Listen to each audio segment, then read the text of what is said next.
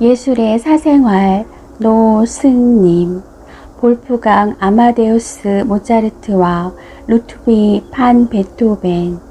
같으면서 달랐던 두 예술가. 음악가들의 수입 및 보수와 관련된 소음은 비단 어제 오늘 일이 아니다. 예술가가 왕에게, 그 다음에는 귀족에게 종속되던 시절, 음악가는 임금 지불을 미루는 주인에게 정중하면서도 강력한 탄원서를 작성하는데 작곡만큼이나 열정을 불태웠다. 음악가들에게는 왕과 귀족들이 권력을 쥐고 있던 시대가 더 속 편했을지도 모른다. 복불복 일지언정 하이든처럼 예술적 안목이 뛰어난 군주를 만난다면 팔자를 고칠 수 있었기 때문이다. 예술가에게 돈은 명예보다 중요했다. 그들은 노동 계급이었고 그들에게도 당연히 부양할 가족이 있었다. 모차르트도 베토벤도 마찬가지였다. 그들은 신분 제도가 흔들리는 격변기를 살았다. 여전히 왕도 있고 귀족도 있지만 동시에 시민이 스스로의 권리를 자각하기 시작한 시절이었다. 귀족들은 여전히 문화예술을 향유했지만 전속 작곡가와 악단을 거느릴 만큼 풍족하지는 못했다. 기득권자의 후원은 사라졌고 예술품은 신분에 상관없이 누구든지 사고 팔 수 있는 상품으로 거래되기 시작했다. 음악가들의 삶 또한 불확실성의 파도를 헤쳐 나아가는 모험이 되었다. 그것이 모차르트와 베토벤의 삶이었다. 모차르트와 베토벤은 같은 듯 다른 삶을 살았다. 둘 다 평민인 음악가의 자식으로 태어났고 신동으로 소문이 자자했으며 교육열이 뜨거운 아버지를 두었다.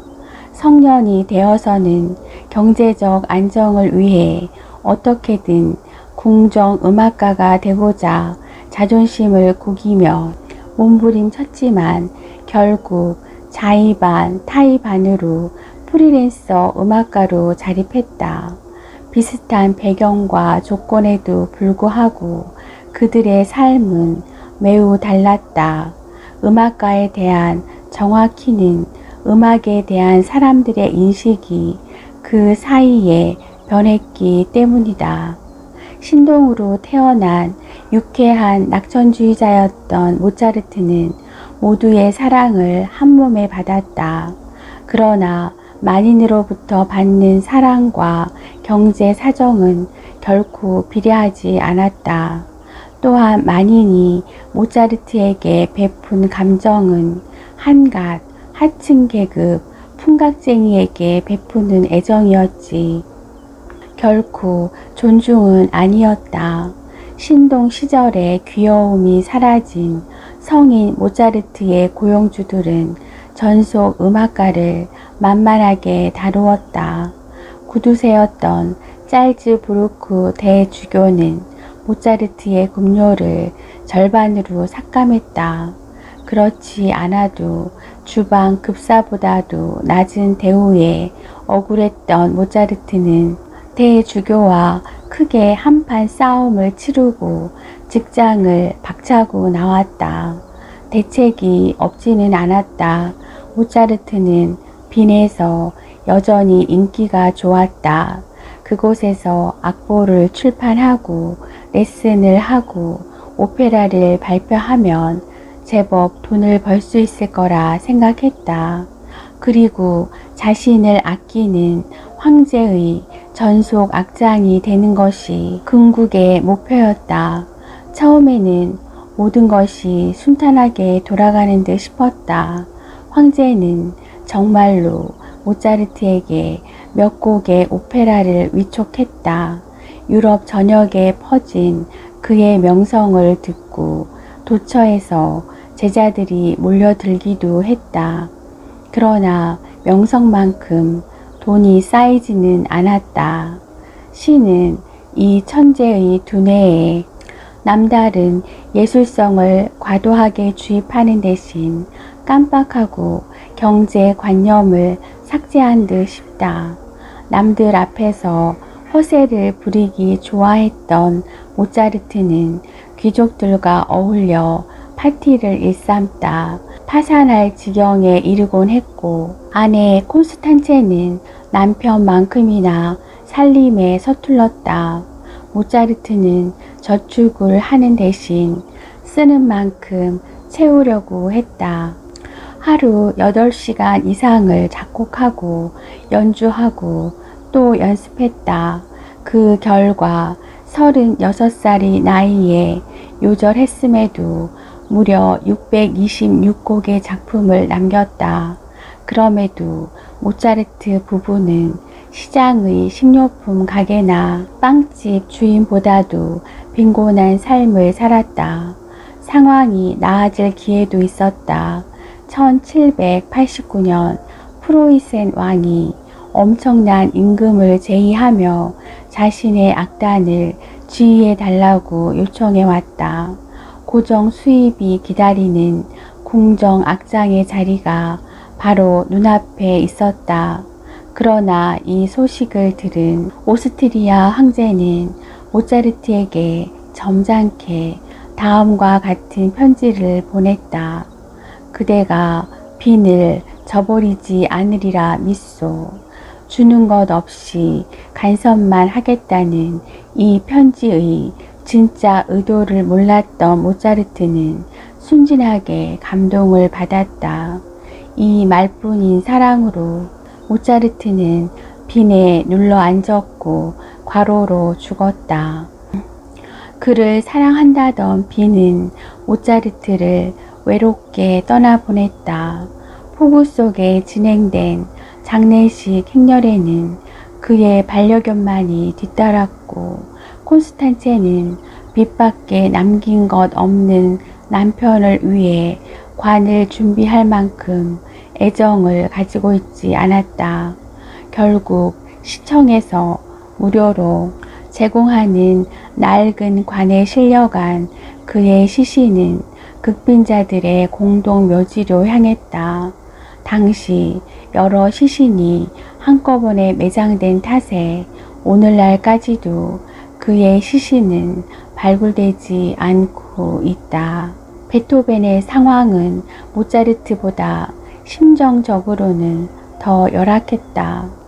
모차르트에게는 완고했지만 든든한 버팀목이었던 아버지가 있었다. 베토벤의 아버지는 정반대였다. 어린 모차르트가 신동으로 성공했다는 소식을 전해들은 베토벤의 아버지는 자신의 아들을 데리고 비슷한 장사를 해보기로 결심했다. 5살 때 아들에게 바이올린을 쥐어주었지만 결과는 신통치 않았다. 재능도 문제였지만 베토벤은 모차르트와 달리 고집불통에 반골 기질이 강했다. 아버지는 종목을 피아노로 바꾸어 다시 시도했고, 베토벤이 어느 정도 수준에 올랐을 때는 신동이라 부르기 애매한 나이가 되어버렸다. 결국 아버지의 강요로 베토벤은 9살 때 나이를 2살이나 깎아서 공개 연주회를 가졌다. 청중들은 감쪽같이 속아 넘어갔다. 청중들의 열광에 압도된 베토벤은 이때부터 자발적으로 자신의 나이를 2살 어리게 세기 시작했다. 성악가였던 베토벤의 아버지는 집안의 골칫거리였다. 그는 자신의 급료는 물론 아들이 연주로 버는 돈까지 모두 술값으로 탕진했다. 장남 베토벤은 이런 아버지를 비롯해 어린 동생들을 부양해야 하는 소년 가장이었다. 모차르트와 베토벤의 공통점은 경제관념이 없었다는 점이다. 부유하지 않았지만 굳이 가난한 것을 드러내고 싶지 않을 만큼 자존심이 셌던 점도 닮았다. 베토벤은 친척들 앞에서는 잠옷 형편이 넉넉한 것처럼 허세를 부리며 돈을 낭비했다. 덕분에 명성이 쌓일수록 부양해야 할 대상도 늘어났다. 친척들이 자식들을 베토벤에게 떠맡겼기 때문이다. 평생 독신으로 살다간 베토벤이었지만 형제는 물론 조카까지 부양해야 했던 그의 팔자는 모차르트보다 나을 바가 없었다. 무엇보다 베토벤은 사교성이 부족했다.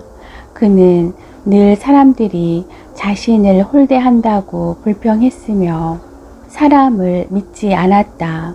집주인이 마음에 안 든다고, 이웃이 시끄럽다고 화를 내기 일쑤였고 1년에 30번 넘게 이사를 다니기도 했다. 귀족 앞에서도 무례하다 싶을 만큼 할 말 다 하는 성질이었다. 사람들은 그를 좋아하지는 않았지만 존경했다. 그 기점은 교향곡 3번 에로이카였다. 나폴레옹을 위해 작곡했다가 그가 황제가 되자 거침없이 그를 비판하며 나폴레옹에게 바친다고 적혀있던 악보 커버를 찢어버렸다. 한때 궁정 악장이 꿈이었던 베토벤이었지만 그의 생각과 사상은 시민 사회로의 변화에 걸맞게 진화했고 그의 음악은 이를 대변했다. 음악이 단순한 유흥이 아닌 사상의 표현으로 존중의 대상으로 인정받기 시작했던 것도 이때부터다. 괴팍한 성격 탓에 곁에 친구가 거의 남아나지 않던 베토벤이었지만 그가 죽자 엄청나게 많은 사람들이 쏟아져 나와 장례식 행렬에 동참했다. 그의 음악을 애청하던 귀족은 물론 들을 기회가 거의 없던 소시민들까지 그의 죽음을 애도했다. 베토벤의 관을 옮길 길을 트기 위해 군대가 동원될 정도였다. 바로 한 세대 전 개 한 마리만이 따르던 모차르트의 장례식과는 판이하게 다른 풍경이었다.